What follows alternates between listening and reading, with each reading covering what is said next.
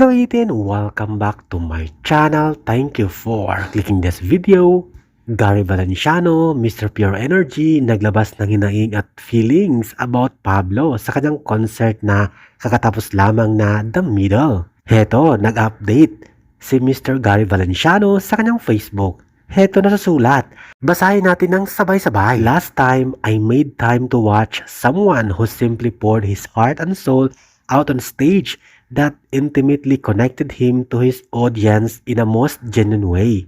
Most genuine way. Heto, andyan na lahat.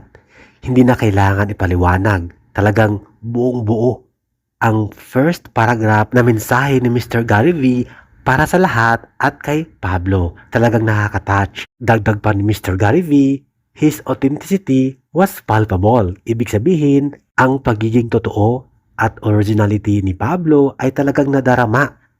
Kanyang nadarama at ng buong 18 na nanood sa concert ng The Middle. Pinasalamatan din ni Mr. Gary V si Pablo na very bold, na matapang talaga itong si Pablo, kaya naman bumilib itong si Mr. Gary V sa ating pinuno. Thank you Pablo for being bold in an industry that can many times be insensitive and cold. Bravo, Mr. Pablo. Yan po ang account ni Pablo sa kanyang Instagram. Thank you for allowing us to know you more.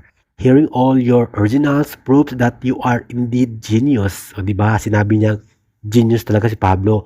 You did one song that I didn't expect you do, but wow, sobrang natamaan ako doon. God bless you, Pablo. You were not just in the middle, but you also were in the center of God's master plan for you. Congrats, Pablo. Samantala, narito ang mga larawan ni Pablo na kuha ni Mr. Gary Valenciano kasama ang mga mensahe, mga komento, reaction ng 18 na talaga namang nakaka-touch din at na-move din sila sa caption ni Mr. Gary Valenciano at mga kanta ni Pablo.